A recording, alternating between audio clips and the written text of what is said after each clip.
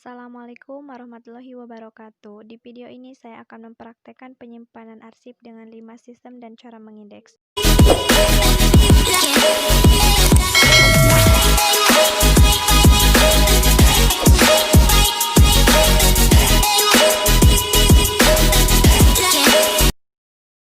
Untuk mendapatkan pemahaman tentang penyimpanan arsip, berikut ditampilkan sebuah contoh surat lamaran kerja yang nantinya akan diarsipkan dengan 5 sistem. Di sini ada pengertian penyimpanan arsip. Penyimpanan arsip adalah penyimpanan bahan-bahan atau dokumen secara sistematis, sehingga bahan-bahan atau dokumen tersebut dapat ditemukan dengan mudah dan cepat pada saat diperlukan. Yang pertama di sini ada sistem abjad. Sistem abjad adalah sistem penyimpanan dan penemuan kembali arsip yang disusun berdasarkan pengelompokan nama orang atau badan atau organisasi. Nama orang atau badan atau organisasi tersebut disusun berdasarkan urutan abjad. Kata kuncinya atau kata tangkapnya berasal dari nama pengirim surat, baik orang atau nama perusahaan. Sebelum dimasukkan ke dalam folder, kita harus mengindeks surat terlebih dahulu. Apa itu pengertian indeks?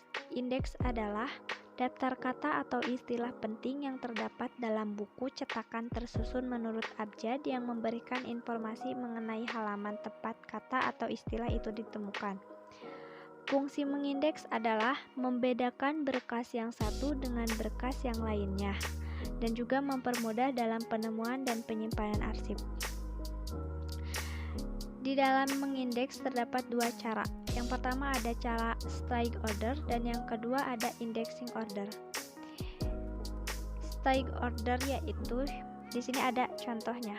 Strike order ya. Sini ada D, contoh nama yang sebelum diindeks itu Dr. Rinadi Andara. Dan setelah diindeks menggunakan cara strike order menjadi Rinadi Andara, Dr. Dan yang kedua IR Kamila Cahyati. Setelah diindeks menjadi Kamila Cahyati, IR Prof Dr. Ari Bahrudin, Prof Dr. Adi Maulana, tetap Adi Maulana. PT Sinar Kencana, PT.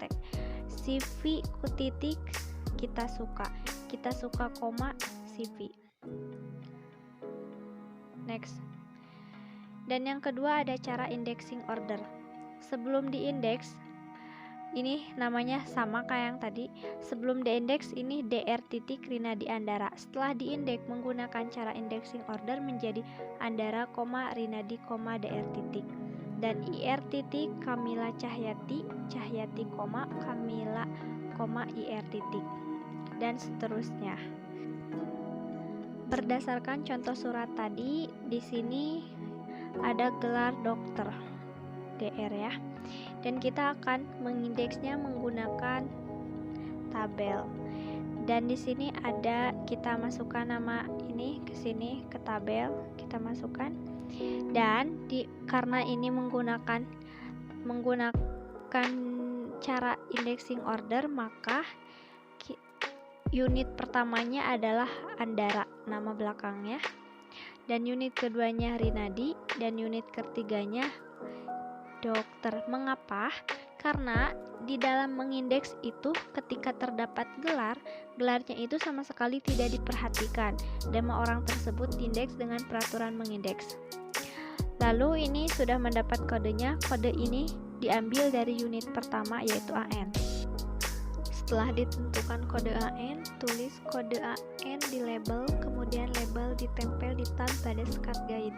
Setelah itu baru masukkan surat atau arsip ke dalam folder di belakang guide atau skat yang berkode AN. Selanjutnya yang kedua di sini ada sistem wilayah. Kata kunci dari sistem wilayah yaitu nama tempat di mana arsip itu berasal atau dibuat. Berdasarkan contoh surat tersebut ternyata dibuatnya itu di Jakarta, wilayah Jakarta, Jawa Barat. Setelah diketahui nama tempatnya, lalu dibuatkanlah label, lalu ditempelkan di tab pada skat guide. Sini ada label Jawa Barat ditempel pada skat guide Jawa Barat. Terus di sini ada Jakarta ditempelkan juga. Nah, baru setelah itu masukkan surat atau arsip ke dalam folder di belakang guide Jakarta. Lalu di sini ada yang ketiga. Yang ketiga yaitu sistem kronologis. Kata kunci dari sistem kronologis adalah tanggal arsip itu dibuat atau kapan waktu surat itu dibuat.